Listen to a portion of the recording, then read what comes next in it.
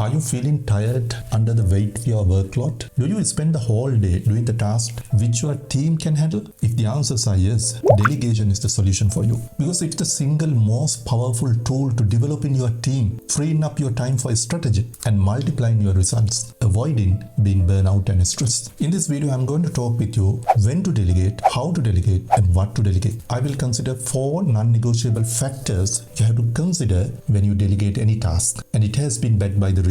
Without further ado, let's get started. Effective delegation is really important for organizational growth as well as talent development. Not only that, it frees up time for high impact tasks. For example, strategic planning, mentoring, innovation. On the subordinate perspective, it's really important to acquire new skills, increase his or her autonomy, and increase the job satisfaction. Now, as a manager, if you are burning out, it limits the capacity of your team. As per the Harvard Business Review, it has been found out delegation responsibility is one of the most success predictors of effectiveness of a manager.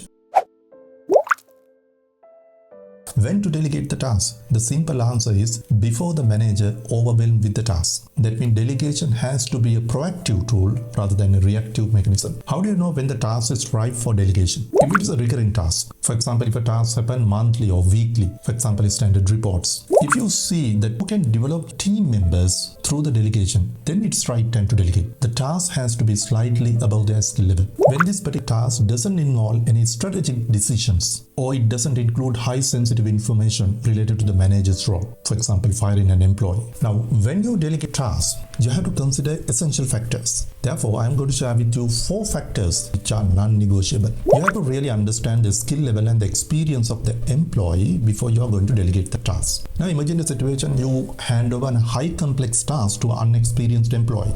It's the recipe for the disaster.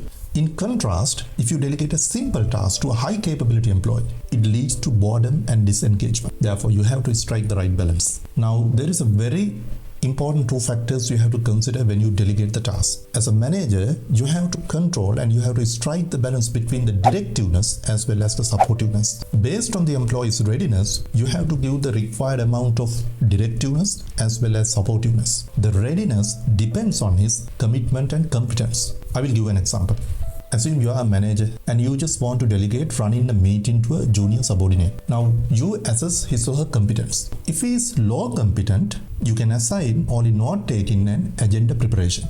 Then he doesn't have the pressure of leading the conversation. Now, if the employee is a high competent person, you can delegate the entire meeting, including presentation, question and answering. But after that, allocate at least 15 minutes time period for the debrief and coaching. Delegation oftentimes fails because the subordinates don't know what is to be done and what is their freedom to do that. Or if I tell you in another way, he doesn't know the desired result as well as the authority he is having. Therefore, as a manager, you have to exactly design what would be the outcome and also what kind of authority he is having to deliver that outcome. Therefore, there is a very important factor you have to consider: clarity of your goals. Now, for example, you can say do your best. It's a very vague statement. You just want to have the clarity because it avoids ambiguity and the confusion among the employees. Therefore, consider assign specific, challenging but achievable goals. Now, I'll give you a couple of examples. Now, manager says hire someone good for the team. It is very vague, unclear. There is no clarity. Now, on the other hand, there is a manager who gives specific instructions to the subordinate. He says, I need you to handle entire hiring process. Therefore, write the job descriptions, screen the resumes, and conduct the first round of interviews. Now, the manager gives the authority like this. You have the authority to eliminate candidates. I am having the authority to approve the final 2 candidates. It is very clear to the subordinate. Not only that, the manager gives the expected outcome. We just want to hire a top tier assistant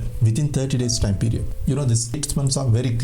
The subordinate can understand. There is no any ambiguity. Now, if a manager delegates the task without giving the resources, it's the recipe for the failure. Therefore, as a manager, you just want to provide the right tools, budget, time, and as well as access to the relevant information. As per the studies, it has been found out if you want to make your employees happy, your task must be having the task identity. That means seeing the work through from start to finish. And also, you have to provide the autonomy, freedom to decide how to do the work. But this autonomy is effective when you provide the right resources. Then he will reduce the strain and increase the job engagement.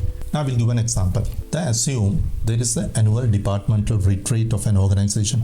manager delegate this task to a particular subordinate. Now he provides the specific budget and as well as vendor information. And also manager gives the necessary authority for him to book the rooms in the relevant hotel. Now as a manager, as a leader, so when you delegate the task, you have to keep the accountability. That is really important. That means you have to ensure that the work is going to be done. To do that, you have to monitor the progress and also you have to give the constructive feedback for the employee or the subordinate. Otherwise, your task will be drift. And not only that, your subordinate cannot learn and improve. Study shows when employees receive feedback focused on improving competence, they thrive in their careers. Therefore, it is really important that you have to set a feedback loop because it transforms delegation into a powerful development tool. I'll give an example. Now, a manager asks one of the subordinates to create a sensitive proposal to a client. Now, the manager establishes the accountability loop like this. I need the first draft in 3 days. I will check with you tomorrow afternoon to make sure that you don't have any roadblock. Now, on the following afternoon, the manager gives the development feedback. Now, instead of fixing the errors, the manager gives the development feedback like this. The manager highlights the areas which have to be improved. What specific actions you are going to take to improve the clarity of the financial projections on the next version. I hope you got insights out of this video how to delegate effectively. There are many tools available how to delegate tasks effectively. In this video, I have talked about only the key areas you have to consider.